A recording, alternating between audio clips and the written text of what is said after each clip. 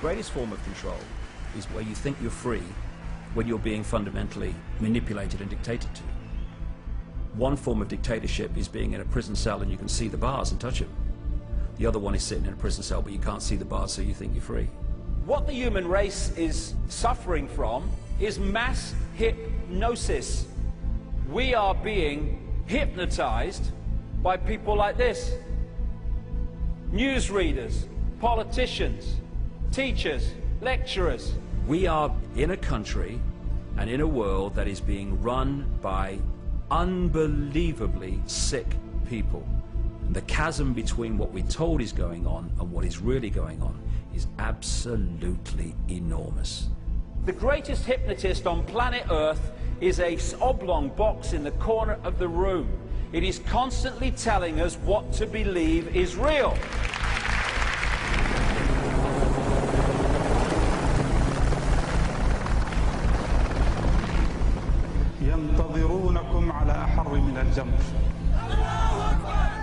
If you can persuade people that what they see with their eyes is what there is to see, you're gone.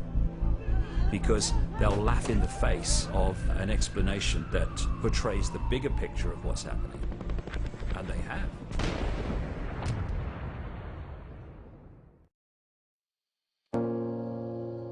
A lot of shit comes up that people would want to vote on. Like the bailouts, the war, all things of this nature. There's a lot of things that people would like that's going to affect us. We would like to vote on this, but you don't get to vote on it. You get to vote on a representative. These people are going to represent you once they get into office. And think about some of the laws that are in place that protect corporations. Think about some of the laws that are in place that fuck people over every day. They wouldn't be there if people were voting for them. We all have this desire to have someone lead us. We all have this feeling where we need someone who's smarter and wiser, who represents us. You know, and when you're really fucking dumb, the problem is really dumb people, they get a say in everything too. And they're subject to a lot of tricks. Mm-hmm.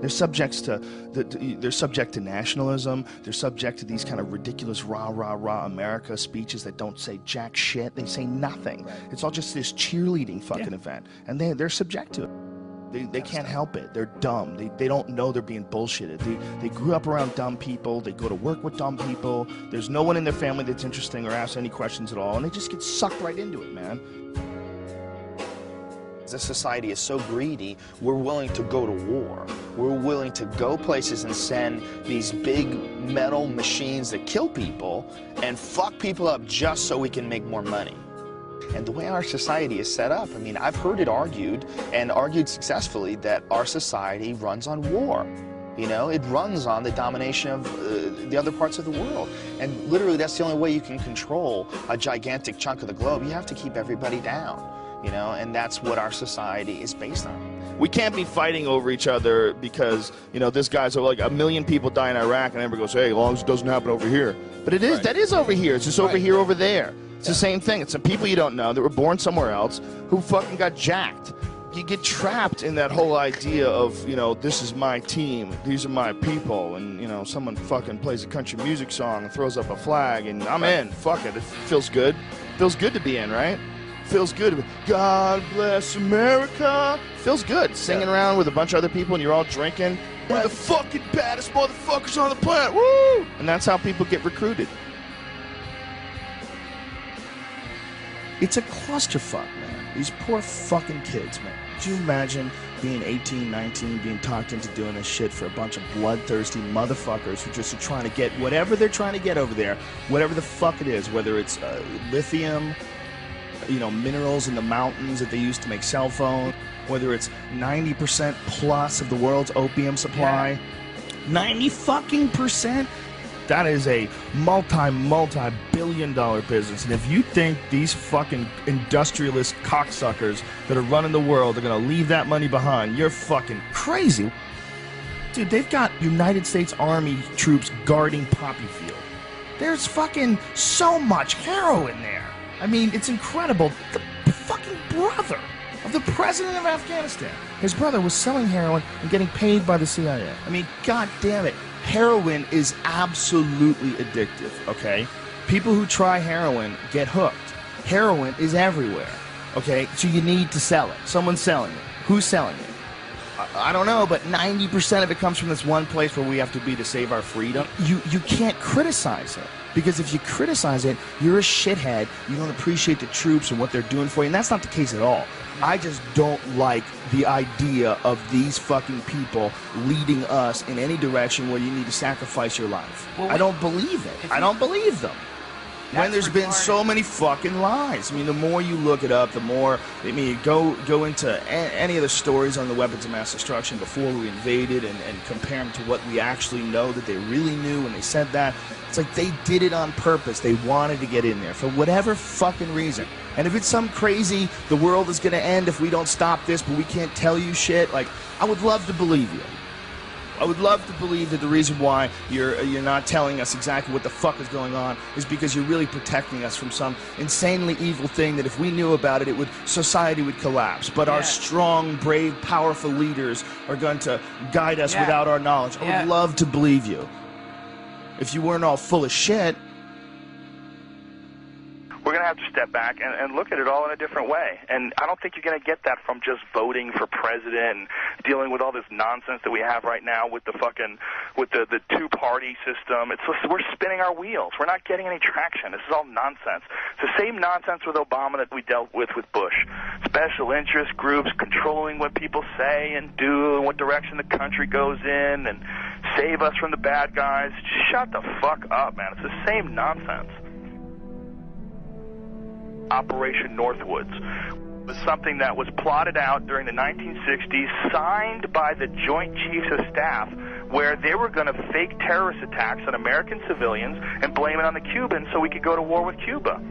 It involved a bunch of shit, like blowing up a jetliner. They were going to have a drone jetliner and blow it up and say that people died on it, and this was going to get everybody fired up about going to war with Cuba. They were even going to attack Guantanamo Bay. They were going to arm Cuban friendlies to attack Guantanamo Bay so that we would have to go to war with Cuba. This is like our own government. They plotted this out. This is like real shit. I remember when I saw JFK, the Oliver Stone movie, and that was like part of the premise that JFK, that Oliver Stone was pushing in this film, is that they killed JFK because they wanted to stay in Vietnam because they were making a lot of money in Vietnam. And I remember at the time seeing that movie going, that is absolutely ridiculous. Who the fuck believes that? Are they going to start wars and keep wars going just so that they can make money, even though it's not a real war, it's not a just war? Nobody wants to go to war. That's stupid hippie bullshit.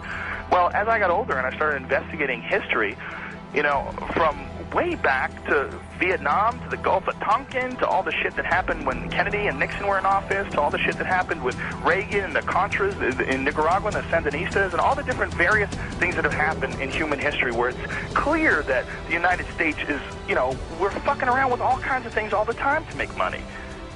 And that there's a bunch of people that are profiting off of war. And then they're not just profiting like a little bit of money here and there. You know, you look at like what's going on with like how much money Halliburton made from the war. We're talking like billions and billions of dollars. That's like real money. Eisenhower leaving office, and he's giving a speech warning the American people about the power of the military-industrial complex. You know, when you watch that, you're like, well, here is a sitting president who's leaving office, but the most important thing that he wants to tell people is that you have to be careful because there's a machine here that wants to go to war.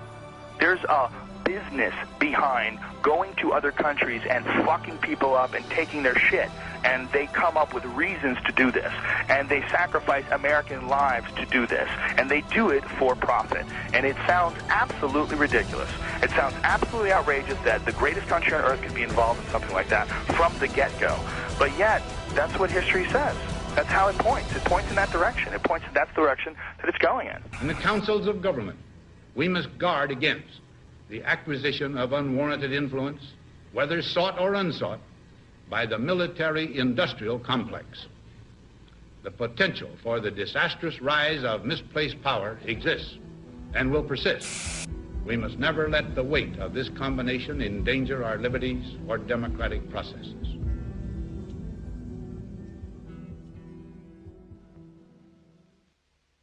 I'm sorry, but I don't want to be an emperor. That's not my business. I don't want to rule or conquer anyone. I should like to help everyone if possible. Jew, Gentile, black man, white. We all want to help one another. Human beings are like that. We want to live by each other's happiness, not by each other's misery. We don't want to hate and despise one another. In this world, there's room for everyone, and the good earth is rich and can provide for everyone. The way of life can be free and beautiful, but we have lost the way. Greed has poisoned men's souls, has barricaded the world with hate, has goose-stepped us into misery and bloodshed. We have developed speed, but we have shut ourselves in. Machinery that gives abundance has left us in want. Our knowledge has made us cynical, our cleverness hard and unkind. We think too much and feel too little. More than machinery, we need humanity. More than cleverness, we need kindness and gentleness. Without these qualities, life will be violent, and all will be lost. The aeroplane and the radio have brought us closer together. The very nature of these inventions cries out for the goodness in men, cries out for universal brotherhood, for the unity of us all. Even now, my voice is reaching millions throughout the world. Millions of despairing men, women, and little children, victims of a system that makes men torture and imprison innocent people. To those who can hear me, I say, do not despair. The misery that is now upon us is but the passing of greed, the bitterness of men who fear the way of human progress. The hate of men will pass, and dictators die, and the power they took from the people will return to the people. And so long as men die, liberty will never perish. Soldiers, don't give yourselves to brutes. Men who despise you, enslave you, who regiment your lives, tell you what to do, what to think, and what to feel, who drill you, diet you, treat you like cattle, use you as cannon fodder. Don't give yourselves to these unnatural men, machine men, with machine minds and machine hearts. You are not machines, you are not cattle, you are men. You have the love of humanity in your hearts. You don't hate, only the unloved hate, the unloved and the unnatural. Soldiers, don't fight for slavery, fight for liberty.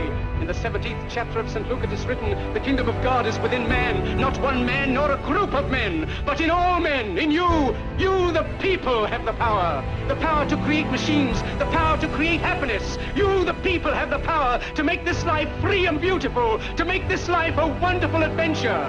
Then in the name of democracy, let us use that power. Let us all unite.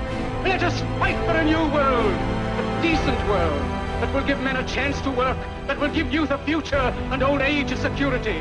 By the promise of these things, brutes have risen to power, but they lie. They do not fulfill that promise. They never will. Dictators free themselves, but they enslave the people. Now let us fight to fulfill that promise. Let us fight to free the world, to do away with national barriers, to do away with greed, with hate and intolerance. Let us fight for a world of reason, a world where science and progress will lead to all men's happiness. Soldiers, in the name of democracy, let us all unite!